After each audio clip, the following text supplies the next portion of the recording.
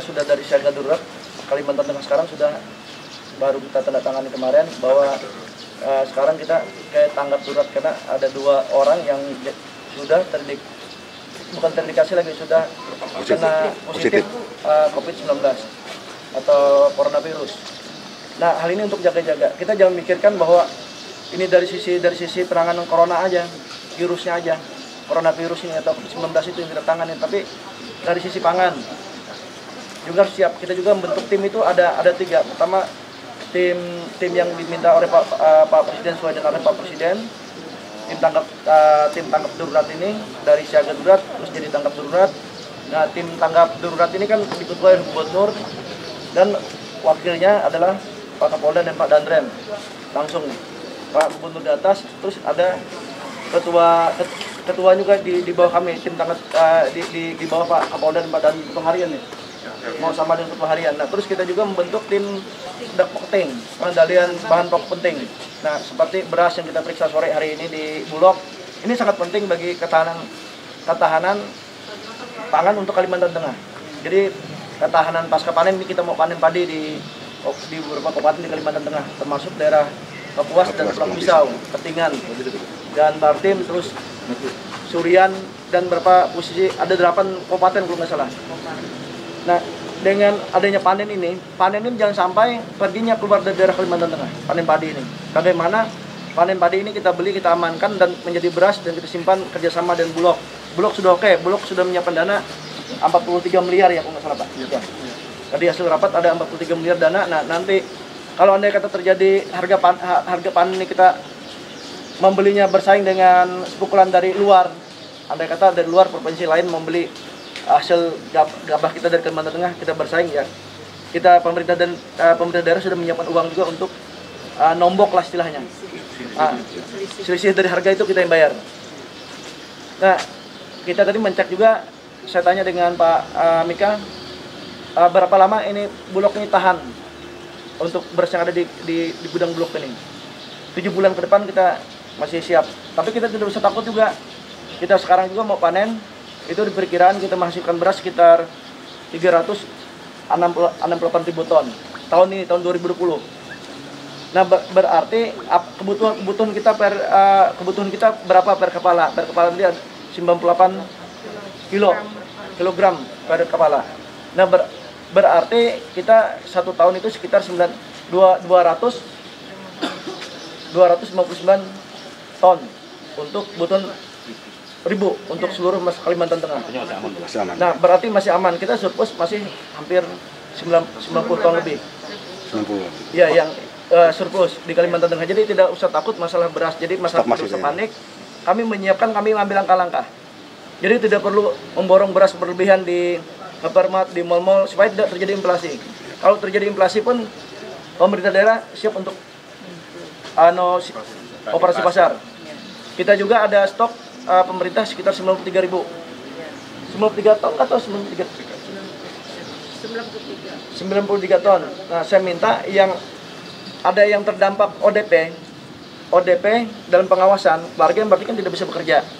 Nah, ini dinas sosial kami minta turun kerjasama dengan dinas terkait supaya dibantu 9 bahan pokok.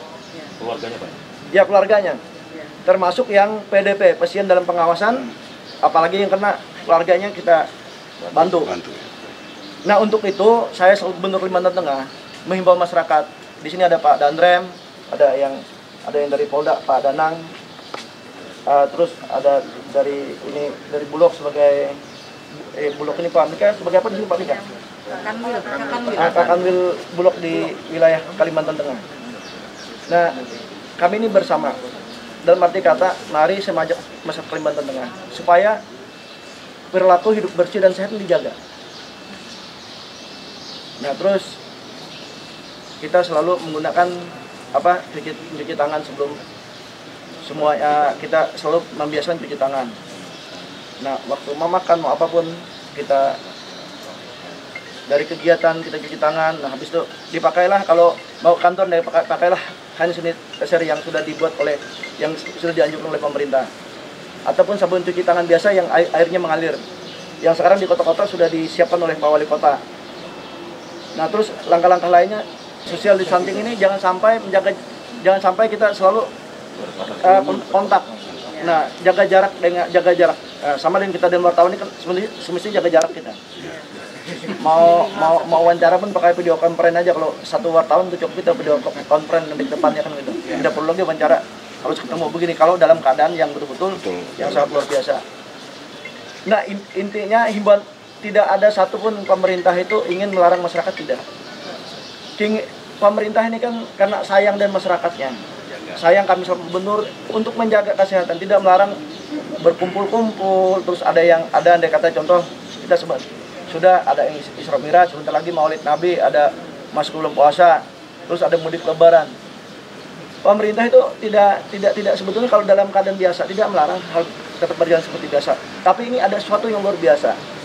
Kalau Bapak Ibu ingin membantu pemerintah, masyarakat Kalimantan Tengah ingin membantu pemerintah dengan mengisolasi diri di rumah, dengan tidak bepergian yang tidak penting, itu sudah membantu pemerintah. Bapak Ibu tahu bahwa sekarang kita banyak sekali yang tenaga medis kita juga ada yang kena dalam ODP Kalimantan Tengah. Nah, ini harus menjadi perhatian dari Kalimantan Tengah. Jangan mengabaikan anjuran pemerintah. Kalau ingin selamat, tapi kalau ingin cepat mati ya silakan. Silakan tenaga medis kita itu kan ini mereka bekerja keras. Masyarakat Kalimantan Tengah dimanapun berada bekerja keras. Ada sekarang sudah ada yang ODP, orang dalam pengawasan. Apakah mungkin kalau mereka memang terjangkit, kita naujul menjalik ada yang kena? Dokter sudah 5 orang menjadi korban di Indonesia. Ini jangan mengulang kesalahan. Mari himbauan pemerintah itu menjaga jarak nih, perilaku hidup bersih dan sehat, menjaga jarak, tidak perlu bepergian tidak penting. Ini diturutin. Isra Mi'raj andai kata ya udah kalau mau ingin melaksanakan jam mungkin hadir 30 orang, 20 orang, di pengajian mungkin dibatasi. Tapi kalau nggak perlu janganlah. Sekarang karena pemerintah menghimbau, jangan, karena pemerintah tuh sayang. Jangan sampai nanti masyarakat Kalimantan Tengah dimanapun berada, perilaku kita tidak pernah kita rubah, kita sendiri yang rugi. Rumah sakit tidak siap. Dalam arti kata, kalau dalam jumlah besar kita nggak bisa menampung. Mungkin 100, 200, 500 orang masih siap. Kalau sampai ribuan, di mana naruhnya kalau nggak di pinggir jalan nanti? Nah, makanya dan bantuan dari masyarakat lah. Kalau masyarakat sayang dengan aparat medis, dengan semuanya, kita saling menyayangi, maka jaga diri, jaga jarak, isolasi di rumah. Yang tidak penting tidak perlu. Bagi para petani, mari bekerja seperti biasa. Petani, karena mereka terjemur matahari, bertanam cocok padi seperti biasa, bertanam sayur mayur seperti biasa. Para pencari ikan silakan mencari ikan seperti biasa. Yang kita larang yang tidak terlalu penting itu jangan berkumpul-kumpul.